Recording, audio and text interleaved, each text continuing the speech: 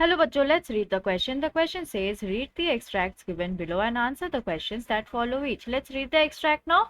A slumber did my spirit still. I had no human fears. She seemed a thing who could not feel the touch of earthly years. So, इस extract का meaning क्या है? इस extract का meaning ये हो रहा है, अर्थ ये बन रहा है कि माई स्लम्बर डिड माई स्पिरिट सिल, यानी कि मैं अपनी नींद में बह रहा हूँ, मेरी जो आत्मा है वो नींद में बह रही है। I had no human fears, और अब मुझे किसी भी तरह का मानवीय डर या फिर चिंता नहीं है, क्योंकि लिए वो अब जा चुकी है और वो इस पृथ्वी के जो वर्ष है उसके लिए कोई चिंता का विषय नहीं है, क्योंकि वो अब उसे उम्र दराज नहीं बना सकता है। राइट, उनका जो उम्र है वो अब नहीं बढ़ सकता है ना। ये एक्सट्रैक्ट जो है ये किसके बारे में कहा गया है? ये एक्सट्रैक्ट है पोएट के, कवि के प्रेमिका के बारे में है, जिसका नाम है लूसी। उनका नाम लूसी है। राइट, और इस एक्सट्रैक्ट से जुड़े कोई भी क्वेश्चन का आंसर लिखते वक्त हम क्या की पॉइंट्स ध्यान में रखेंगे? सबसे पहला बात, the slumber made the poet spirit seal. जो स्लम्बर है, जो नींद है, वो नींद में उनका जो आत्मा है वो बह रहा था। The poet can't realise human fears। अब जो है कवि वो समझ नहीं पा रहे हैं इन मानवीय डर को। राइट, उन्हें किसी भी तरह की चिंता नहीं हो रही है अब। The poets love Lucy could not feel the touch of time spent on this earth now। और जो उनकी जो प्रेमिका है लूसी, वो अब किसी भी तरह के इस पृथ्वी के वर्ष के लिए उन्हें कोई चिंता का विषय नहीं रहा। वो इस चिंता को वो जी नहीं पा रही है ना, वो महसूस नहीं कर पा रही है यहाँ पे जिस तरह समय बीतता जा रहा है, क्योंकि लिए वो पहले ही इस धरती को छोड़कर जा चुकी है अब, इसलिए वो नहीं कर पा रही है ना, फील जो टाइम स्पेंड हो रहा है यहाँ पे अर्थ पे, है ना, जो समय बीत रहा है। देन आइए देखते हैं क्या क्वेश्चंस दिया गया है इस एक्सट्रैक्ट से जुड़े। इस एक्सट्रैक्ट से जुड़े पहला क्वेश्चन है, what was the poet state of mind when Lucy was alive. Poet का जो मन का जो दशा था वो किस तरह का था, स्टेट ऑफ माइंड किस तरह का था जब लूसी जिंदा थी, व्हेन लूसी वाज अलाइव। इसका आंसर हम क्या लिखेंगे? इसका आंसर हम ये लिख सकते हैं, the poet was, here we have the answer, and let's know the answer now. The poet was in a state of inner peace when Lucy was alive because he never thought about her growing old or dying, right? जो poet है, जो कवि है, वो एक तरह से inner peace, उनके मन की शांति, उनके मन में बहुत ज़्यादा शांति है।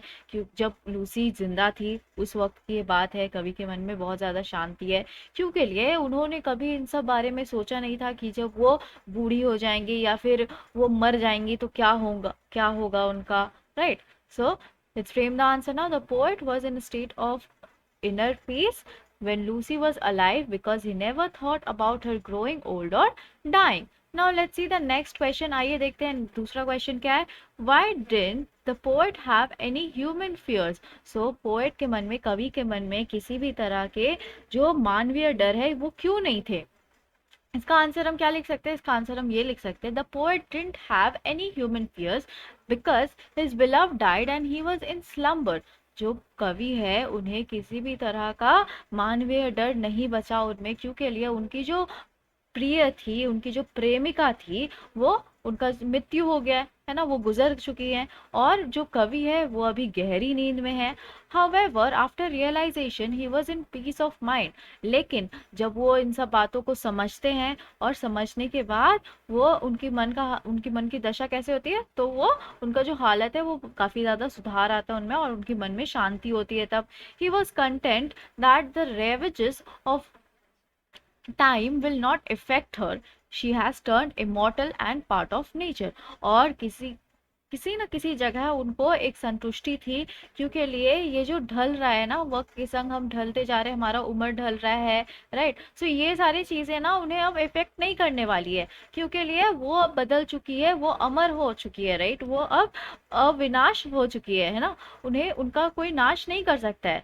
राइट, और वो अमर हो चुकी है और वो साथ ही साथ इस नेचर का हिस्सा बन चुकी है ना, इस प्रकृति का हिस्सा बन चुकी है. Let's frame the answer now. The poet didn't have any human fears because his beloved died and he was in slumber. However, after realization, he was in peace of mind. He was content that the ravages of time will not affect her.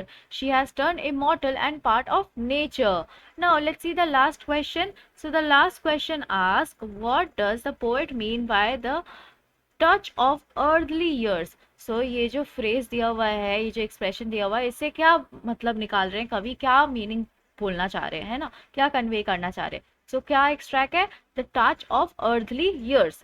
सो आइए देखते हैं हम इसका answer हम क्या लिखेंगे. तो इसका आंसर हम ये लिखेंगे, the poet says that the ravages of old age experienced by humans including loss of energy, illnesses, senility and that one must suffer as one grows old while living on the earth. जो कवि है वो ये कहना चाह रहे हैं, जिस तरह से हम बुढ़ापा हमारा आता है, हम एक्सपीरियंस करते हैं बुढ़ापे को, उस तरह से हमारी उम्र ढलते जाती है ना.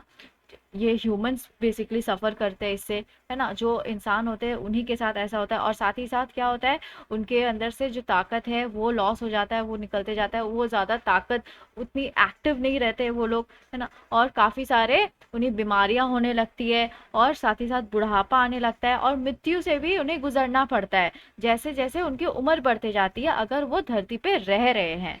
Right? Let's frame the answer now. The poet says that the ravages of old age experienced by human, including the loss of energy, illnesses, senility, and death, that one must suffer as one grows old while living on the earth. I hope you understood it well. Thank you. Best of luck.